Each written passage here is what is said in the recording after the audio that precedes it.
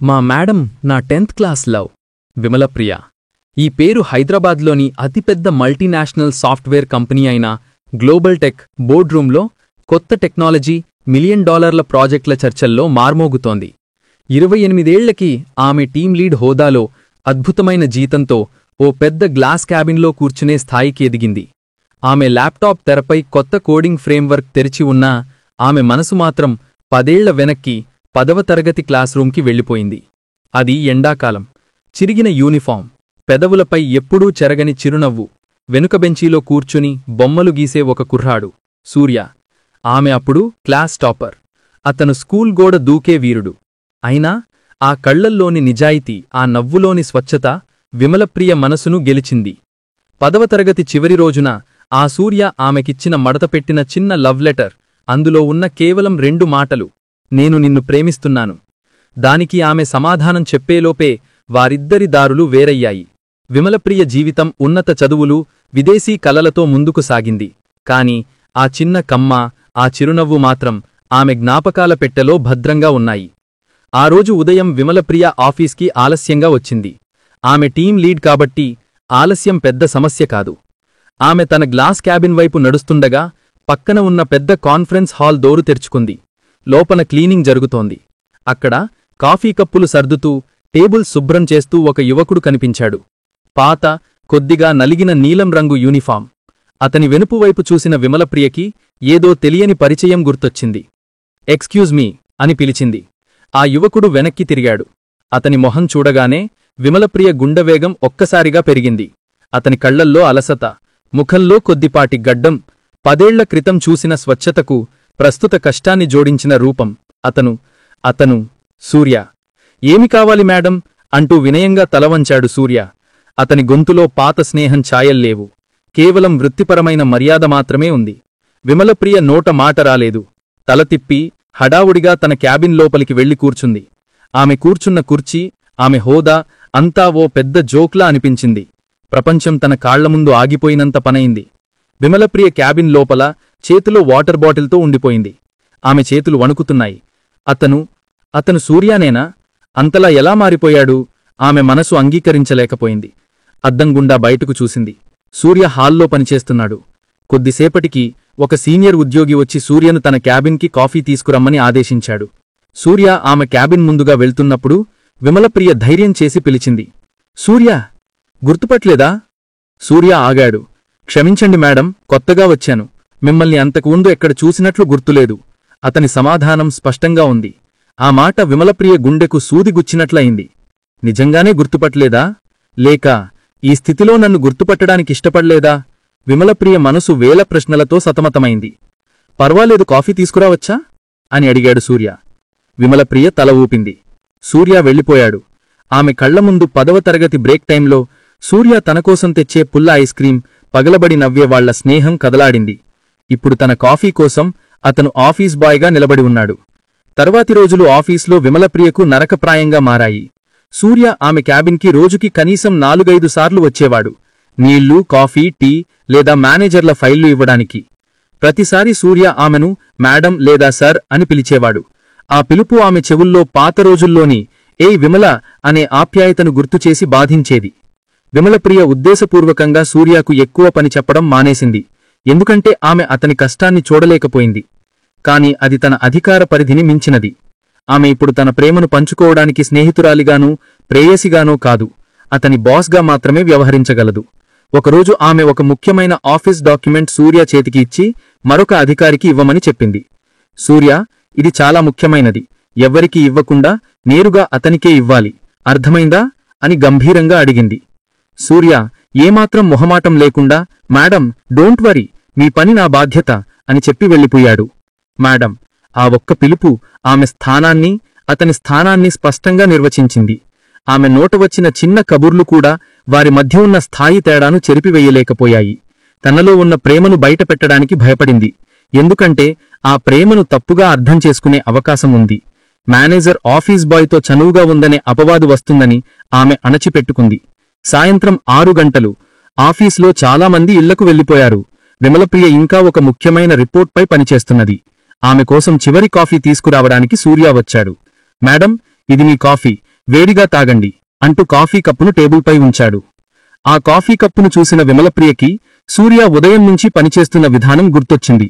Hall శుభ్రం చేయడం, files మోయడం, మేనేజర్ల మాటలు భరించడం. ఒక్క క్షణం ఆమె కళ్ల ముందు గతం, వర్తమానం రెండూ కలిసిపోయాయి. ఆ కప్పులో ఆమెకు కేవలం కాఫీయే మాత్రమే కాదు, సూర్య కష్టం, వారిద్దరి మధ్య దారి తప్పిన జీవితాలు కనిపించాయి. ఆమె ఒక్కసారిగా కుర్చీలో వెనక్కి జారిపడింది. ఆమె కళ్లల్లో నీళ్లు తిరిగాయి. సూర్య ఏదో చెప్పబోతున్నప్పుడు విమలప్రియ తన కళ్లను త్వరగా తుడుచుకొని, సూర్యా, ఎంత కష్టపడుతున్నావు కదా అని అడిగింది. సూర్య నవ్వడానికి ప్రయత్నించి, పని తప్పదు మేడం, జీవితం గడవాలంటే ఏదో ఒకటి చెయ్యాలి కదా. ఈ కంపెనీలో పనిచేయడం అదృష్టం. ఇది మనలాంటి వాళ్లకు ఓ పెద్ద ఆశ్రమం అన్నాడు. మనలాంటివాళ్లు అంటే అని విమలప్రియ అడిగింది. ఏం లేదు మేడం, కింది స్థాయి నుండి వచ్చినవాళ్లం అని నా ఉద్దేశం. మీరు చాలా పెద్ద స్థాయికి ఎదిగారు, మీరు అదృష్టవంతులు అన్నాడు సూర్య. ఆ మాటల్లో ఏమాత్రం ఈర్ష్యలేదు, కేవలం నిజాన్ని అంగీకరించే విచారం ఉంది. ఆ రోజు రాత్రి విమలప్రియ కాఫీ కప్పు చల్లబడింది. ఆ కాఫీ తాగకుండానే తన బాల్యపు ప్రేమ నేడు పడుతున్న కష్టానికి సాక్ష్యంగా ఆఫీస్ బాయ్గా తన ముందు నిలబడటం ఆమెకు తీరని వేదన మిగిల్చింది. తన క్యాబిన్లో కూర్చున్న విమలప్రియకి కేవలం బాస్గానే కాకుండా పాత స్నేహితురాలిగా సూర్యతో మాట్లాడాలని తపన కలిగింది. ఆ రోజు సూర్య ఆమె టేబుల్పై ఖాళీగా ఉన్న వాటర్ బాటిల్ను మార్చడానికి వచ్చినప్పుడు ఆమె మెల్లగా మాట కలిపింది. సూర్యా, నీ సొంత ఊరెక్కడా? విమలప్రియ చాలా సాధారణంగా అడిగింది. ఏం లేదు మేడం, గుంటూరు దగ్గర చిన్న పల్లెటూరు. సూర్య వినయంగా బదులిచ్చాడు. మరి చదువు ఇక్కడే చదివావా? సూర్య కొద్దిగా ఆశ్చర్యపోయాడు. బాస్ తన వ్యక్తిగత విషయాల గురించి అడగడం కొత్తగా అనిపించింది. హైస్కూల్ వరకు మా ఊళ్ళోనే చదివాను మేడం, తర్వాత ఇక్కడికి వచ్చేశాను. గుంటూరు జిల్లాలో మన పన్నాలవారి స్కూల్లో ఎప్పుడైనా చదివావా? విమలప్రియ ప్రశ్నలో చిన్న మెరుపు దాగి ఉంది. ఆ మాట వినగానే సూర్య గుండె ఒక్కసారిగా వేగంగా కొట్టుకుంది. ఆ స్కూలు పేరు, ఆ క్లాస్ రూమ్, ఆ క్లాసులో తను రహస్యంగా ప్రేమించిన అమ్మాయి అంతా ఒక్క క్షణంలో మెరిసింది. కాని వెంటనే తేరుకుని, అలాంటి స్కూలు పేరు విన్నట్లు లేదు మేడం. ఎందుకు అన్నాడు చాలా జాగ్రత్తగా. లేదు, అప్పుడెప్పుడో ఆ స్కూల్లో చదివిన నా స్నేహితుడు ఒకడు నీ పోలికతో ఉండేవాడు, అందుకే అడిగాను అని చెప్పి విమలప్రియ నవ్వడానికి ప్రయత్నించింది. సూర్య మెదడులో ఆలోచనల తుఫాను మొదలైంది. తను ఆమె స్నేహితుడి పోలికలో ఉన్నాడా? విమలప్రియ ప్రయత్నాలను సూర్య గమనించడం మొదలుపెట్టాడు. ఆమె తన పట్ల ప్రత్యేక శ్రద్ధ తీసుకుంటున్నట్లు, తన కష్టాలను అర్థం చేసుకోవడానికి ప్రయత్నిస్తున్నట్లు అనిపించింది. ఒకరోజు మధ్యాహ్నం ఆఫీస్లో లంచ్ బ్రేక్ సమయంలో సూర్య పక్కన కూర్చున్న విమలప్రియ అతనితో లంచ్ బాక్స్ పంచుకోవాలని ఆఫర్ చేసింది. ఏం లేదు సూర్యా, ఈరోజు నాకు చాలా లంచుంది, నువ్వు కూడా షేర్ చేసుకో అంది. సూర్య సున్నితంగా నిరాకరించాడు. వద్దు మేడం, నేను ఇంటి నుండి తెచ్చుకున్నాను. విమలప్రియ నేరుగా అతని కళ్లలోకి చూసింది. సూర్యా, మీ ఇంటి ఆర్థిక పరిస్థితి బాలేదని విన్నాను. ఎందుకింత కష్టపడుతున్నావ్? ఆఫీస్ బాయ్ ఉద్యోగం చేస్తూనే చదువుకుంటున్నావా అనడిగింది. సూర్య కళ్లల్లో నీళ్లు తిరిగాయి. ఈ ప్రపంచంలో తన కష్టాలో ఇంత శ్రద్ధగా అడుగుతున్నది విమలప్రియే. అవును మేడం, నాన్న అనారోగ్యం, చెల్లి చదువు, అందుకే తొందరగా డబ్బు సంపాదించాల్సి వచ్చింది. ఇంటర్ కూడా సరిగ్గా పూర్తి చేయలేకపోయాను, కాని మళ్లీ చదువు మొదలుపెట్టాలనుకుంటున్నాను. నాకు చిన్నప్పటినుండి డిజైనింగ్ అంటే ఇష్టం. విమలప్రియ కళ్లల్లో మెరుపు కనిపించింది. డిజైనింగ్ అంటే నీకు సాఫ్ట్వేర్ రంగంపై ఆసక్తి ఉందన్నమాట. నువ్వు ఆఫీస్ బాయ్గా ఉండాల్సిన వాడివి కాదు సూర్యా అంది. సూర్యలోని కళాకారుణ్ణి, అతని లక్ష్యాన్ని ఆమె పసిగట్టింది. విమలప్రియ తనపై ప్రత్యేక శ్రద్ధ చూపడం, తన కష్టాలను తెలుసుకునే ప్రయత్నం చేయడం సూర్యలో తీవ్రమైన భావోద్వేగాలను రేకెత్తించాయి. ఒకవైపు ఆమె తన బాస్, అపారమైన అంతరాన్ని సృష్టించింది వారి వృత్తిపరమైన స్థాయి. మరోవైపు ఆమెలోని ఆప్యాయత 10వ తరగతి నాటి విమలని గుర్తుచేసింది. ఒకరోజు విమలప్రియ తన క్యాబిన్లో ల్యాప్టాప్లో వర్క్ చేస్తుండగా సూర్య నీళ్ళివ్వడానికి వచ్చాడు. కాసేపు నిశ్శబ్దం అలుముకుంది. మేడం, మీరు నన్ను నిజంగానే గుర్తుపట్టలేదనుకుంటున్నారా? సూర్య గొంతు కొద్దిగా వణికింది. విమలప్రియ ల్యాప్టాప్ను మూసి అతని వైపు చూసింది. నువ్వే చెప్పు సూర్యా, 10వ తరగతిలో మీరు చాలా మంచి అమ్మాయి, ఎప్పుడూ నవ్వుతూ ఉండేవారు. నిజం చెప్పాలంటే ఆ రోజు నేను మీకిచ్చిన లవ్ లెటర్, అది నా చిన్ననాటి మొట్టమొదటి నిజమైన ప్రేమ. విమలప్రియ కళ్లల్లో నీళ్లు తిరిగాయి. మరి ఇప్పుడెందుకు గుర్తుపట్టలేనట్లు నటిస్తున్నావు అని ప్రశ్నించింది. సూర్య కిందికి చూశాడు. నాకు ఆత్మసిద్ధి ఉంది మేడం. నేను ఆఫీస్ బాయ్ని, మీరు సాఫ్ట్వేర్ టీం లీడ్. ఇప్పుడు నేను మీకు లవ్ లెటర్ ఇస్తే అది ఎంత హాస్యాస్పదంగా ఉంటుందో ఊహించండి. అందుకే నేను గుర్తుపట్టలేదనుకోవడమే మంచిది అన్నాడు. నువ్వు నాకిచ్చిన లెటర్లో నేను నిన్ను ప్రేమిస్తున్నాను అనుంది. నాటి విమలప్రియ ఆ ప్రేమను అప్పుడూ గౌరవించింది, నేటి విమలప్రియ అప్పుడూ ప్రేమిస్తోంది అంది ధైర్యంగా. ఆ మాట సూర్యగుండెను తాకింది. విమలప్రియ తన ఆఫీస్ బాయ్తో వ్యక్తిగతంగా మాట్లాడుతోందని, అతని కష్టాలపై ఎక్కువ శ్రద్ధ చూపుతోందని కంపెనీలో గుసగుసలు మొదలయ్యాయి. ఆమె సహఉద్యోగి, మరో టీం లీడ్ అయిన ప్రవీణ్ విమలప్రియ పట్ల ప్రత్యేక ఆసక్తి ఉన్నవాడు. ఈ విషయాన్ని సీరియస్గా తీసుకున్నాడు. ప్రవీణ్ విమలప్రియ క్యాబిన్లోకి వచ్చి, ఏంటి విమల, ఆ ఆఫీస్ బాయ్తో అంత క్లోజ్గా మాట్లాడుతున్నావ్? మన స్థాయి ఏంటి, వాడి స్థాయి ఏంటి? ఇది కంపెనీలో మంచిది కాదు, నువ్వొక లీడ్ అని హెచ్చరించాడు. విమలప్రియ కోపంగా లేచి నిలబడింది. నా పనికి నేను ఎవరితో మాట్లాడాలో నువ్వు చెప్పాల్సిన పనిలేదు ప్రవీణ్. అతను ఆఫీస్ బాయ్ కావచ్చు, కానీ అతనిక్కూడా లక్ష్యాలు, ఆత్మగౌరవం ఉన్నాయి. ఇక్కడ అంతా టెక్నికల్ స్కిల్స్, పొజిషన్ మాత్రమే కాదు, మనుషులు కూడా ముఖ్యం. కాని ఈ సంఘర్షణ ఇక్కడితో ఆగలేదు. ఆఫీస్ బాయ్గా సూర్య డ్యూటీల్లో మార్పులు రావడం మొదలైంది. అతనికి ఉద్దేశపూర్వకంగా కష్టమైన పనులు, ఎక్కువ శారీరక శ్రమతో కూడిన పనులు అప్పగించడం మొదలైంది. ఇది ప్రవీణ్ పని అని విమలప్రియ అర్థం చేసుకుంది. అయినప్పటికీ సూర్య ఏమాత్రం ఫిర్యాదు చేయకుండా తన పనిని చేసుకుంటూ పోయాడు. విమలప్రియ సహఉద్యోగుల విమర్శలను, ప్రవీణ్ దురభిప్రాయాన్ని ఏమాత్రం పట్టించుకోకుండా సూర్యకు అండగా నిలబడింది. ఒకరోజు సూర్య రాత్రి ఆలస్యంగా ఆఫీస్లో క్లీనింగ్ చేస్తున్నాడు. విమలప్రియ కూడా తన పని పూర్తి చేసుకుని బయలుదేరడానికి సిద్ధమవుతోంది. ఆ రోజు ప్రవీణ్ సూర్యను చాలా కఠినంగా మాట్లాడిన సంఘటన సూర్య మనసులో ఇంకా మెదులుతోంది. ఆ సమయంలో విమలప్రియ సూర్య దగ్గరికి వచ్చి, సూర్యా, నువ్వు ఆ రోజు నాకు ఇచ్చిన లవ్ లెటర్ ఇంకా నా దగ్గరముంది తెలుసా అంది. సూర్య ఒక్కసారిగా ఆశ్చర్యంతో తలెత్తాడు. ఆ లెటర్ విషయం తన తల్లిదండ్రులకు తప్ప మరెవ్వరికీ తెలియదు. అప్పుడే విమలప్రియ తన పర్సులో నుండి జాగ్రత్తగా మడతపెట్టిన పాత కాగితాన్ని తీసింది. సూర్య దాన్ని చూశాడు. అది తను 10 ఏళ్ల క్రితం ఇచ్చినదే. దీనిలో కేవలం నేను నిన్ను ప్రేమిస్తున్నాను అని మాత్రమే రాశాను. కాని ఆ రోజు దాని కింద ఆటోగ్రాఫ్ బుక్లో నేను ఒక చిన్న బొమ్మ గీశాను, నీకోసం మాత్రమే అన్నాడు సూర్య. విమలప్రియ నవ్వి ఆ లెటర్ వెనక భాగాన్ని చూపించింది. అక్కడ చిన్న పెన్సిల్ స్కెచ్ ఉంది. ఓ పెద్ద గుండెలో 10th క్లాస్ యూనిఫాంలో ఉన్న సూర్య, విమలప్రియ బొమ్మలు. ఆ స్కెచ్ చూసి సూర్య కళ్లలో గతం మొత్తం మెరిసింది. అప్పుడు అతను తను దాచిపెట్టిన నిజాన్ని ఒప్పుకున్నాడు. విమలా, నేను నిన్ను మొదటి రోజునే గుర్తుపట్టాను. మీ హోదా చూసి భయపడ్డాను. ఇప్పుడైతే నువ్వు నన్ను ప్రేమిస్తున్నావని ధైర్యం వచ్చింది. నా స్థానం, నా దారి మారినా నా ప్రేమ మాత్రం ఆ క్లాస్ రూంలోనే ఆగిపోయింది. విమలప్రియ కళ్లల్లో నీళ్లతో, ఆగిపోలేదు సూర్య, అది నాలోనే పెరుగుతూ వచ్చింది. దానికిప్పుడు కొత్త దారి దొరికింది అని అతని భుజంపై ధైర్యంగా చేయివేసింది. సూర్య ఆత్మవిశ్వాసం రెట్టింపోయింది. వారి మధ్య ఉన్న స్థాయి అంతరం చెరిగిపోయి ప్రేమబంధం బలపడింది. విమలప్రియ తన ప్రేమను వ్యక్తం చేసినా సూర్య మనసులో సంతోషంతో పాటు పెద్ద సంఘర్షణ మొదలైంది. ఒకరోజు విమలప్రియ, సూర్యా, నువ్వు నన్ను ప్రేమిస్తున్నావు, నేను నిన్ను ప్రేమిస్తున్నాను. ఇంకెందుకు ఆలస్యం, మనం ఈ ప్రపంచానికి మన ప్రేమ గురించి చెప్దాం అంది. సూర్య ఒక్క క్షణం తటపటాయించాడు. విమలా, నువ్వు చాలా గొప్ప మనసున్నదానివి. అందుకే నా ఈ స్థితిని పట్టించుకోవడం లేదు. కాని నేను పట్టించుకోవాలి. నువ్వొక టీం లీడ్. నువ్వు చుట్టూ ఉన్న ప్రపంచం, నీ కుటుంబం చాలా ఉన్నతమైనవి. నేనొక ఆఫీస్ బాయ్ని. నా చేతిలో నువ్వు జీవితం పెడితే అది నీకు అవమానం. నా ఆత్మగౌరవం దానికి ఒప్పుకోదు. విమలప్రియ బాధగా నవ్వి, ప్రేమను స్థాయిలతో కొలవకూడదు సూర్యా. నువ్వు నాకు ఇష్టమైన సూర్యవే. 10 ఏళ్ల క్రితం నీ స్టేటస్ నాకు అడ్డం కాలేదు, ఇప్పుడూ కాదు. నాకు తెలుసు విమలా, కాని నువ్వు నన్ను కాపాడుకునే స్థితిలో ఉన్నప్పుడు నేను నిన్ను చేతిలో పట్టుకుని లోకంలో ధైర్యంగా నడవగలనా? నేను ఈ వ్యత్యాసాన్ని భరించలేను. నా ప్రేమ నిజమైతే నేను నీ స్థాయికి ఎదగాలి, లేదా కనీసం నీ పక్కన నిలబడే స్థానం సంపాదించాలి. అప్పటి వరకు ఈ ప్రేమను ఎవరికీ చెప్పడం నా వల్ల కాదు అని తన నిస్సహాయతను, ఆత్మగౌరవాన్ని స్పష్టం చేశాడు సూర్య. విమలప్రియకు అతని పట్టుదలపై కోపం కన్నా గౌరవం పెరిగింది. కంపెనీ తరఫున అత్యవసరంగా బెంగళూరులో ఉన్న క్లయింట్కు ముఖ్యమైన డాక్యుమెంట్లు ఇవ్వాల్సిన పనిపడింది.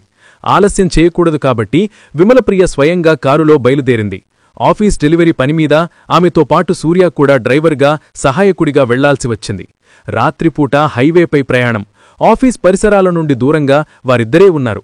పాత స్నేహం మరియు కొత్త ప్రేమ మరియు దాగి ఉన్న కష్టం, ఈ 3 భావోద్వేగాలు కారులో నిశ్శబ్దంగా ప్రయాణించాయి. విమలప్రియ మాత్రం సూర్యాను ఎలాగైనా ఒప్పించాలని తన ప్రేమ కోసం ప్రయత్నిస్తూ వచ్చింది.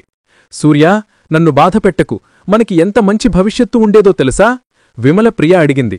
ఆ భవిష్యత్తు ఈనాటికి దక్కదో అనుకోను విమలా. నాకు కొంచెం సమయమివ్వు. నా పరిస్థితి నాకు భారం.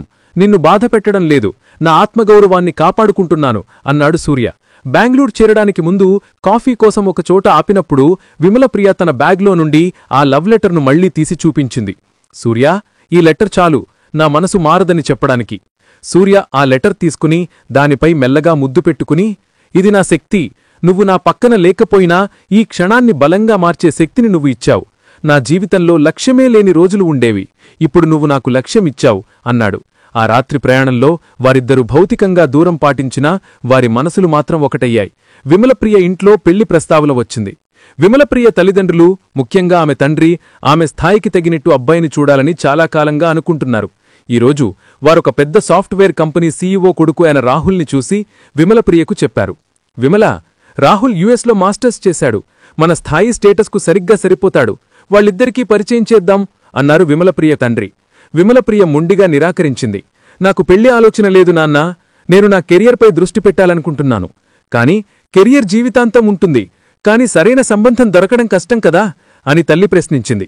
ఆమె మనసులో సూర్య రూపం మెదిలింది. కాని సూర్య కోరిక మేరకు ఆ సమయం వరకు తన ప్రేమ గురించి ఇంట్లో చెప్పలేకపోయింది. ఈ సంఘటన విమలప్రియపై ఒత్తిడి పెంచింది. ఆమె రాహుల్ని కలవడానికి నిరాకరించింది.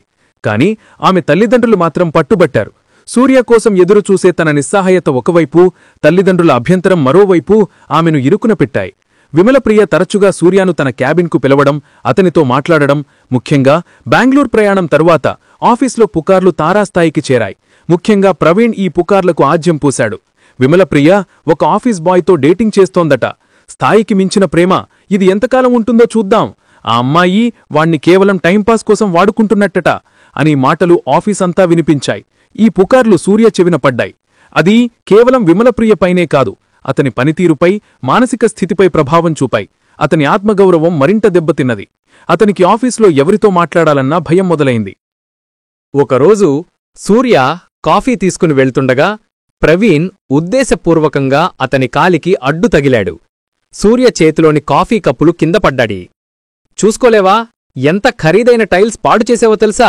ఆఫీస్ బాయ్ అంటే ఇదేనా అని ప్రవీణ్ గట్టిగా అరిచాడు. సూర్య మౌనంగా, కన్నీళ్లను ఆపుకుంటూ కింద పడిన కప్పులను శుభ్రం చేశాడు. ఈ సంఘటన విమలప్రియకు తెలిసినప్పుడు ఆమె కోపంతో ప్రవీణ్కి గట్టిగా జవాబిచ్చినా సూర్య బాధ ఆమెను కలచివేసింది. సూర్య మనసులో ఏర్పడిన బాధను, ఆత్మగౌరవాన్ని విమలప్రియ అర్థం చేసుకుంది. కేవలం ప్రేమను పంచడం కాదు, లక్ష్యాన్ని సాధించడంలో అతనికి అండగా నిలబడాలని నిర్ణయించుకుంది. ఆ రోజు రాత్రి విమలప్రియ తన క్యాబిన్లో సూర్యతో మాట్లాడింది. సూర్య, నువ్వు డిజైనింగ్ అంటే ఇష్టమన్నావు కదా.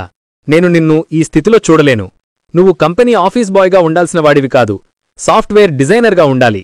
నేను నీకోసం కొన్ని కోర్స్ మెటీరియల్స్, ఆన్లైన్ క్లాసులు చూశాను.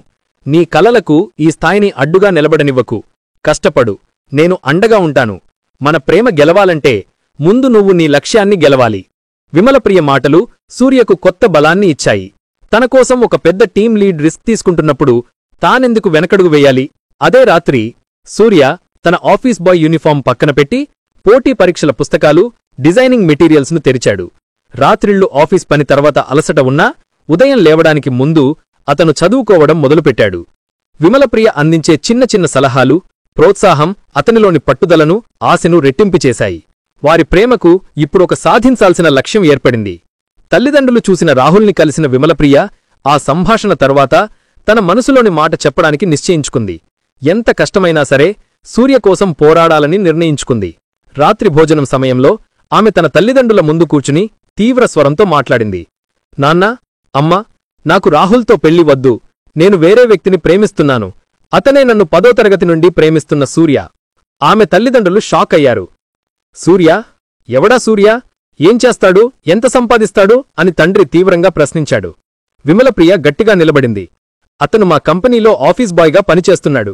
కాని త్వరలో పెద్ద ఉద్యోగం తెచ్చుకుంటాడు. అతను తెలివైనవాడు, నిజాయితీపరుడు. ఆ మాట వినగాని ఇంట్లో భూకంపం వచ్చినట్లయింది. ఏం మాట్లాడుతున్నావే? మా పరువు తీయరని చూస్తున్నావా?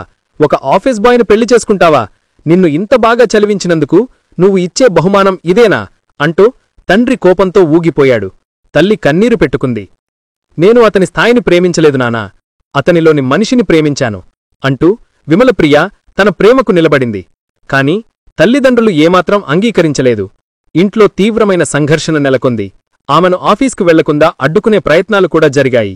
విమలప్రియ ఇంట్లో జరిగిన గొడవ గురించి సూర్యకు తెలిసింది. విమలప్రియ అతని కోసం తన అత్యున్నత స్థాయిని, కుటుంబ పరువును పణంగా పెడుతోందని అర్థమైంది. ఇది సూర్య ఆత్మగౌరవాన్ని మరింత పెంచింది, కాని బాధను కలిగించింది. తన వల్ల విమలప్రియ కన్నీరు పెట్టుకోవడం, ఇంట్లో అపార్థాలు రావడం అతనికి ఇష్టంలేదు.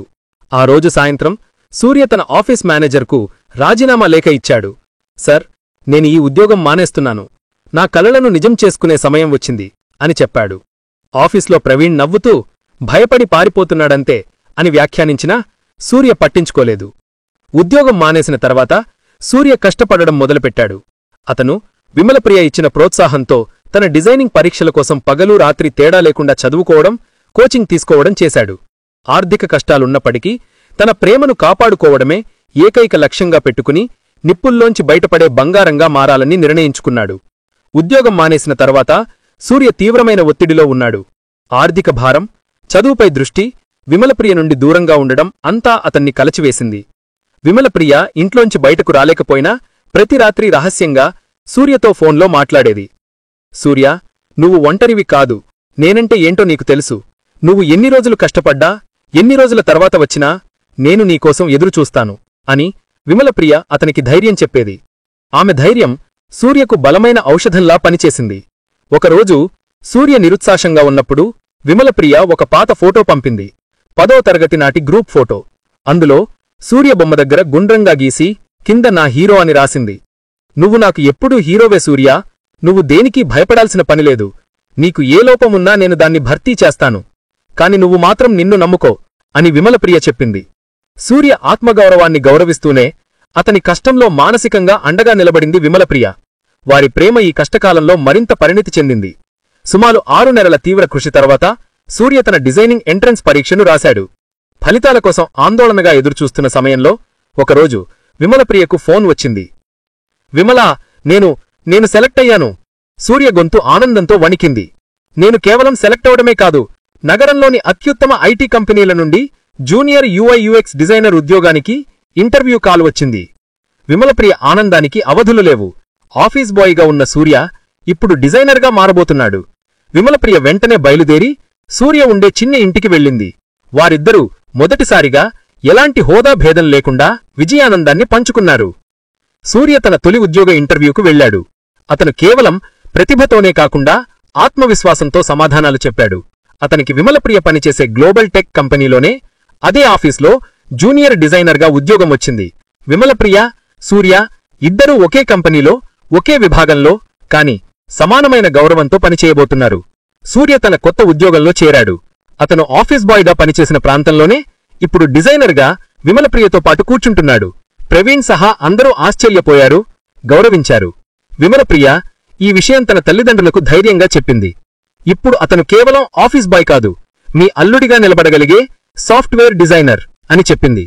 సూర్య కష్టపడే తత్వం, అతని పట్టుదల చూసి విమలప్రియ కుటుంబం కూడా మెల్లగా అంగీకరించింది. వారి ప్రేమ కేవలం అనురాగం మాత్రమే కాదు, లక్ష్యాన్ని సాధించే ప్రేరణ అని వారు గ్రహించారు. విమలప్రియ, సూర్యల పెళ్లి జరిగింది. వారి పెళ్లి వేదికపై వారి జీవిత ప్రయాణాన్ని చూపించే ఒక వీడియో ప్లే అయింది. 10వ తరగతి class room photo, office boy uniform, చివరికి సాఫ్ట్వేర్ డిజైనర్ హోదాలో వారిద్దరి విజయం. ఆ రోజు సూర్య విమలప్రియ చేయి పట్టుకుని, మనం చాలా కష్టపడ్డం విమలా, మన ప్రేమ కోసం, నా ఆత్మగౌరవం కోసం. ఇప్పుడు మనం కలిసి నడిచిన కాలం నిజమైంది అన్నాడు. వారిద్దరూ కలిసి ఆఫీస్ కారిడార్లో ఎలాంటి భేదం లేకుండా భార్యాభర్తలుగా, సహోద్యోగులుగా ఉన్నత లక్ష్యాలతో కూడిన నూతన జీవితాన్ని ప్రారంభించారు. ప్రేమ గెలిచింది, ఆత్మగౌరవం నిలబడింది, మరియు స్థాయి అంతరం కేవలం సాధించగలిగే లక్ష్యంగా మారింది.